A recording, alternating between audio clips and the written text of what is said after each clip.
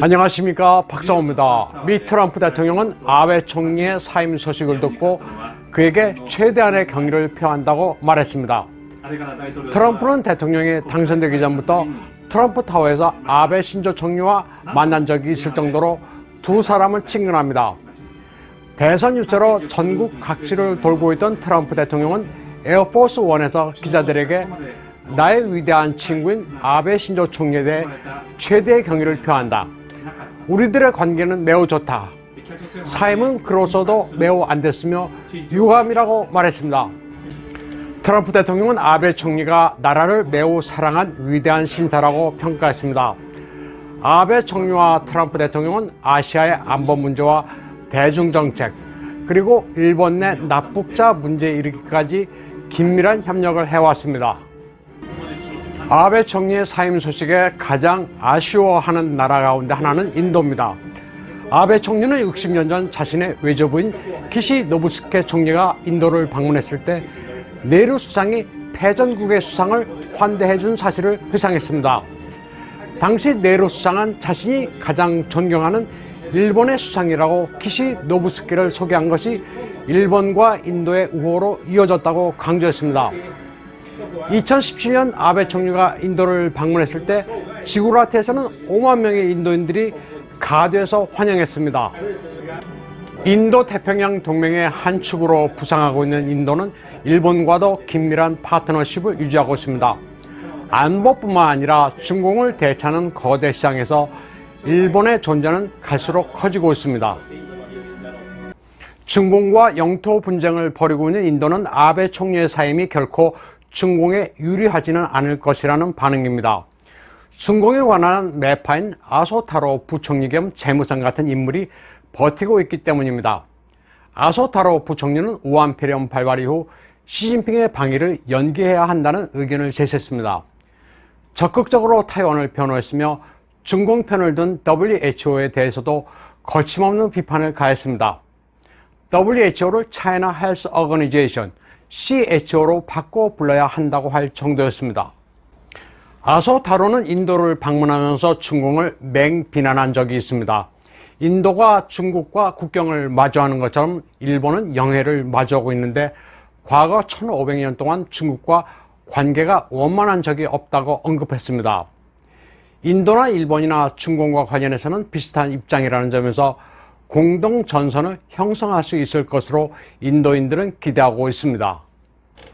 인도는 일본이 미국, 호주와 함께 남제나해와 인도양에서 중공 포위망을 더욱 좁혀줄 것으로 이해하고 있습니다.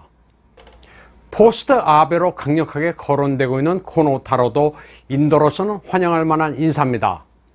특히 코노타로가 CNN과의 인터뷰에서 중공에 대해 강력하게 경고한 것을 높이 사고 있습니다. 남진아해에서 계속 군사적 도발을 하게 되면 비싼 대가를 각오하라고 한 발언입니다. 중공의 가장 강경한 방위상 코노타로가 차기 총리가 될 경우 인도로서는 가장 반색할 만합니다. 호주의 스콧 모리슨 총리는 아베를 두고 성실하고 지혜로운 사람이라면서 지역의 안전에 크게 기여했다고 칭송했습니다. 러시아 크렘린궁도 그가 일러 관계를 크게 개선시켰다고 평가했습니다. 보리스 존슨 영국 총리는 아베가 위대한 성과를 이뤘다고 말했습니다. 아베 총리에 대해 전 세계 지도자들의 평가는 대체로 매우 긍정적입니다. 중공 외교부 대변인 짜올리제는 아베 총리의 사임 표명과 관련해 내정 문제라 코멘트하지 않겠다면서 양국의 관계가 앞으로도 잘 유지됐으면 한다고 말했습니다.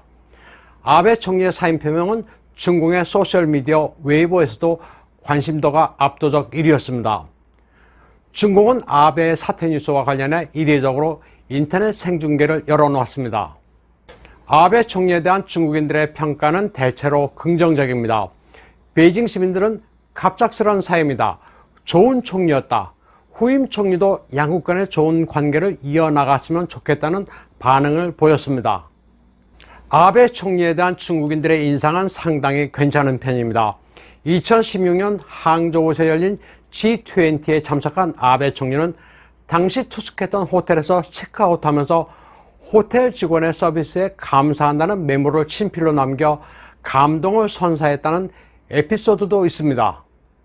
아베 신조 총리는 2019년 오사카 G20 정상회담에서 시진핑의 방위를 제안했습니다. 2020년 벚꽃이 필 때 일본을 방문했으면 한다고 제의했습니다.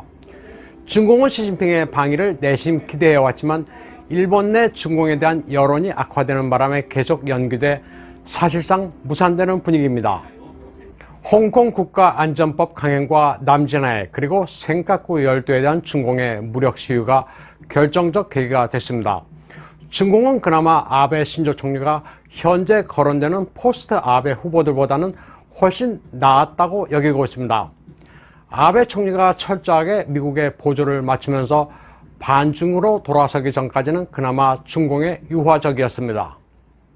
아베 신조 총리가 예전에 중공에 유화적이었던 데는 니카이 도시히로 자민당 간사장의 영향이 컸었던 것으로 미국은 분석하고 있습니다. 7월 말 미국의 싱크탱크 CSIS 국제전략문제연구소는 니카이 도시히로를 친중파로 이름을 직접 거론한 바 있습니다. 니카이 간사장은 중공의 1대1로의 협조적이었던 인물입니다. 미국과 일본의 반중 인사들이 가장 주목하고 있는 게 바로 포스트 아베 인선에 니카이 간사장이 어느 정도 관여하느냐입니다. 니카이 간사장은 자민당 내 각 계파 간에 미치는 영향력이 대단한 인물입니다. 포스트 아베 하마평에는 여러 사람이 거론되고 있습니다. 우선 고노타로는 외무상에 이어 방위상을 맡으면서 중공에 대해 아주 강경한 스탠스를 보이면서 최근 인지도가 부쩍 높아졌습니다. 고이즈미 준이치로 전 총리의 차남으로 현재 환경상을 맡고 있는 고이즈미 신지로도 미래 총리감이라는 이야기를 듣고 있는데 이틀 전 고노타로가 출마하면 그를 지지하겠다고 밝혔습니다. 다음은 아베 총리가 가장 신임하는 기시다 후미오 정조 회장입니다. 아베가 다음 총재를 맡아달라고 신임할 정도인데 단점은 대국민 인지도가 그리 높지 않습니다. 이시바 시게로 전 자민당 간사장도 있습니다. 기독교인으로 야스쿠니 신사참배를 하지 않는다는 특징이 있습니다. 아베 총리와 각을 세우는 바람에 대국민 인지도는 높지만 당내 기반은 약한 편입니다. 굳이 분류하자면 친미보다는 친중에 가깝습니다. 그리고 레이와 연호를 발표해 눈에 익은 스가 요시히데 관방장관도 주목받고 있습니다. 관방장관은 영어로 Chief Cabinet Minister입니다. 내각 2인자로 온화한 성품으로 알려져 있습니다. 71살로 아베 총리보다 고령입니다. 아소타로 부총리 겸 재무상은 불출마 의사를 밝힌 것으로 전해지고 있습니다. 누가 포스트 아베가 될지는 계파 간 이해관계가 상당히 복잡해 가늠하기가 쉽지 않습니다. 그런데 분명한 것은 누가 돼도 아베 신조 총리의 정책 기조에서 크게 벗어나지는 않을 것 같습니다. 오늘 방송은 여기까지 하겠습니다.